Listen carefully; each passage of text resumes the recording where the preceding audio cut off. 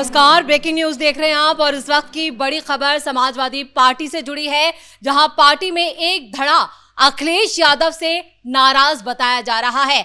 दावा किया जा रहा है ये गुट जल्द ही पार्टी छोड़ सकता है।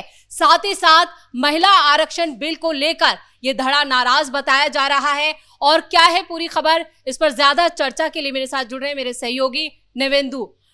जो खबर आ रही है और जिस तरह से समाजवादी पार्टी को टूट की खबर क्या है और ओपी राजभर का एक और नया बयान, क्या अखिलेश यादव का दर्द अभी बढ़ने वाला है? देखिए, निश्चित तौर पर पिछले कुछ दिनों से अगर देखें तो उत्तर प्रदेश की सियासत का केंद्र ओम प्रकाश राजभर बन गए हैं। और जिस तरीके से उन्होंने दावे किए हैं समाजवादी पार्टी में टूट को लेकर, उसने निश्चित तौर पर अखिलेश यादव के खेमे में खलबली मचा दी है।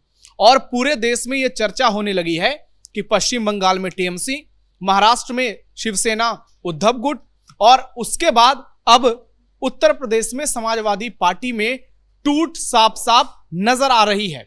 ओम प्रकाश राजभर के दावों को अगर मान लिया जाए तो समाजवादी पार्टी में आने वाले समय में बड़ी टूट देखने को मिल सकती है। और ओपी राजभर बार बार इस बयान को दोहरा रहे हैं। पिछले कुछ दिनों से वो लगातार सपा पर हमले कर रहे हैं। अभी उत्तर प्रदेश का चुनाव बहुत नजदीक आ रहा है और दोनों ही गठबंधन, एक तरफ एनडीए है जिसमें अभी बहुत सारे बिखराव नजर आ रहे हैं, लेकिन दूसरी तरफ एनडीए पूरी तरह से इंटैक्ट नजर आ रहा है। भारत मंडपम में जो बैठक हुई, पीएम मोदी के साथ राजभर मिले, अमित शाह से उनकी मुलाकात की हुई, उसके बाद से लेकर अभी तक ओम प्रकाश राजभर जरूरत से ज्यादा ही कॉन्फिडेंट नजर आ रहे हैं। और बार बार उनका यह कहना कि अखिलेश यादव की पार्टी में टूट होने वाली है, निश्चित तौर पर कई सवाल खड़े करती है।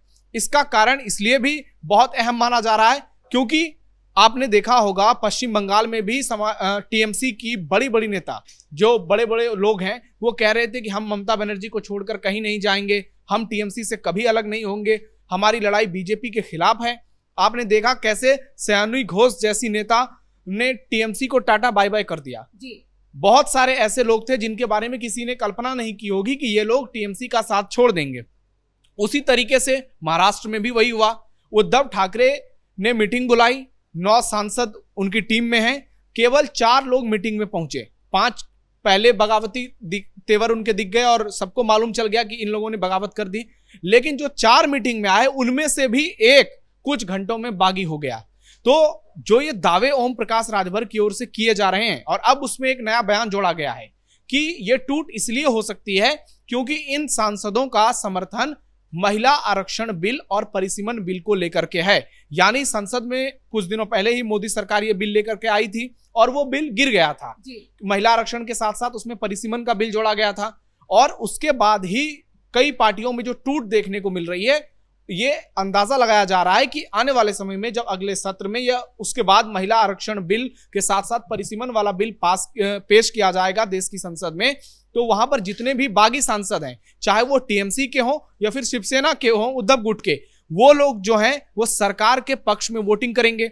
इसी तरह की खबर डीएमके को लेकर भी आ रही है, वाईएसआर कांग्रेस को लेकर भी आ रही है, लेकिन उसकी संख्या कम है।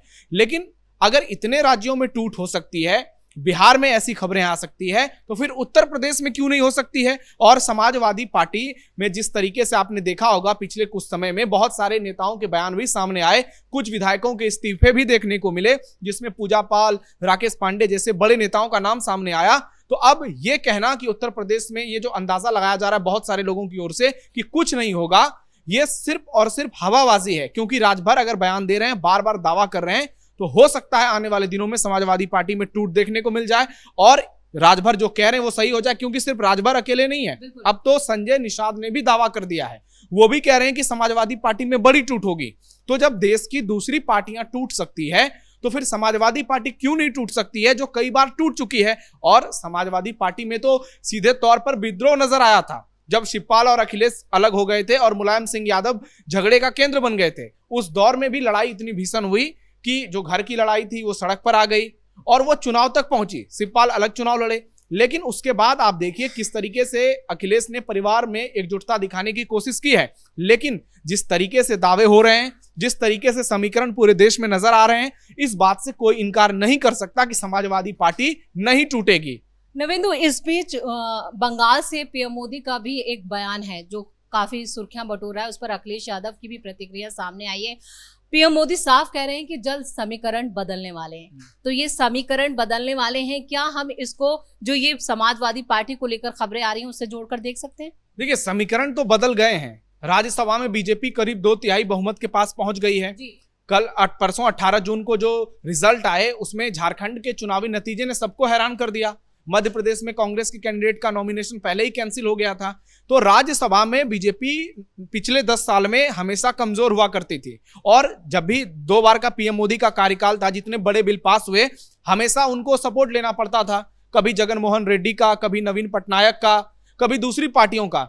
लेकिन आज आप देखिए कि राज्यसभा में एनडीए काफी मजबूत हो रहा है। यानी एनडीए जो इस बिल को लेकर के आगे बढ़ रहा है, महिला आरक्षण के साथ साथ परिसीमन वाला, उसमें लग रहा है कि एनडीए ने जो स्क्रिप्टिंग की है वो सही साबित होती हुई नजर आ रही है। वहां पर राज्यसभा में एनडीए गठबंधन काफी मजबूत होता नजर आ रहा है, और दूसरी तरफ लोकसभा में भी अब धीरे धीरे एनडीए का आंकड़ा बढ़ता जा रहा है, क्योंकि ममता बनर्जी के जो 20 बागी सांसद हैं, उद्धव गुट के जो 5 बागी सांसद हैं, उसके बाद डीएमके का समर्थन भी मिल सकता है, और फिर ऐसे में कुछ सांसदों की कमी होगी, और फिर समाजवादी पार्टी में वो टूट देखने को मिलेगी, और फिर इतने लोगों का सहयोग होगा तो निश्चित तौर पर जो कहा जा रहा है पीएम मोदी की ओर से कि समीकरण बदलेंगे, वो बदलते हुए समीकरण सीधे तौर पर नजर आ सकते हैं। और इसी को लेकर के समाजवादी पार्टी में डर है। आप देखिए, उनके तरफ से भी बयानबाजी हो रही है। अगर कुछ नहीं है तो फिर आपको सफाई देने की जरूरत क्यों पड़ रही है? कभी राजीव राय सामने आ रहे हैं, कभी दूसरे नेता सामने आ रहे हैं, कभी शिवपाल यादव कह रहे हैं, और इधर से भी केशव प्रसाद मौर्य की ओर से दावा कर दिया गया कि उनके सांसद तो टूटने के लिए तैयार हैं, हम ले ही नहीं रहे हैं। लेकिन चुनाव से पहले एक एक करके सारे लोग खुद ही बीजेपी और एनडीए में शामिल हो जाएंगे।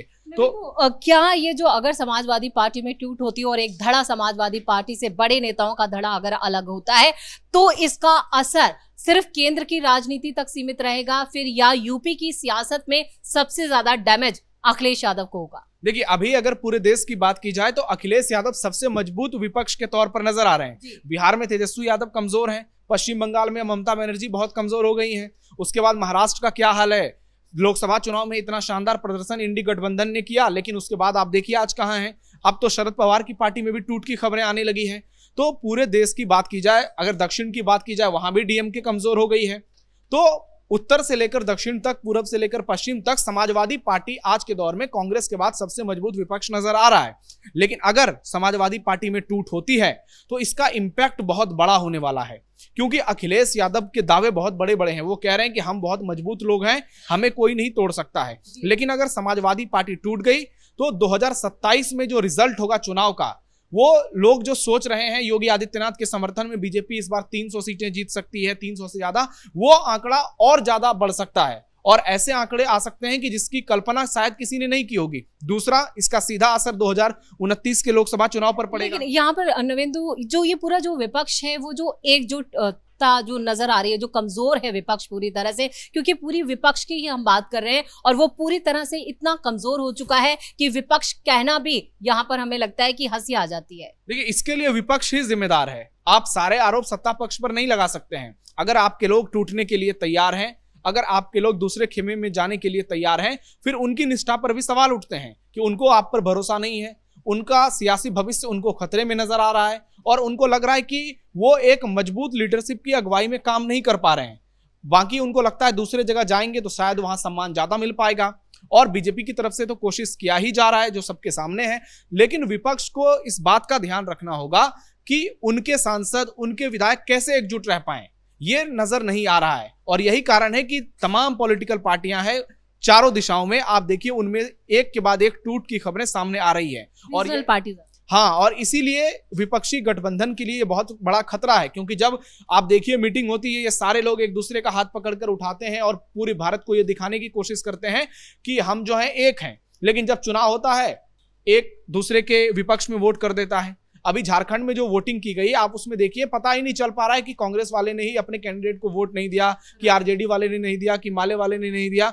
आपस में सिर्फ फुटबॉल जारी है। और राजभर के बयान को अगर देखा जाए, उस पर गौर किया जाए, तो निश्चित तौर पर ये उसी की तरफ इशारा कर रहे हैं कि विपक्षी एकता की कमी साफ साफ नजर आ रही है, और इसके चलते ही जो टूट है वो बड़े पैमाने पर दिखती हुई नजर आ रही है।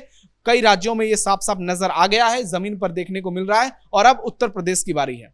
चलिए नवेद, उस तमाम जानकारी के लिए बहुत बहुत धन्यवाद। तो समाजवादी पार्टी एक बड़े खतरे की तरफ आगे बढ़ती हुई नजर आ रही है और इसके पीछे बड़ी वजह अखिलेश यादव को ही माना जा रहा है, उनकी नीतियों को माना जा रहा है। संगठन पर उनकी कमजोर जो है वो पकड़ जो है वो कमजोर होती हुई नजर आ रही है, जिसकी वजह से सांसदों का एक बड़ा धड़ा अलग भी हो सकता है। और ओपी राजभर बार बार ये दावा कर रहे हैं, एक बार फिर वो मीडिया के सामने आए और उन्होंने ये बयान देकर पूरे यूपी की सियासत में खलबली मचा दी है। इस बड़ी खबर में मेरे साथ इतना ही। कैमरामैन कुणाल के साथ मैं परवीन शेख, कैपिटल टीवी।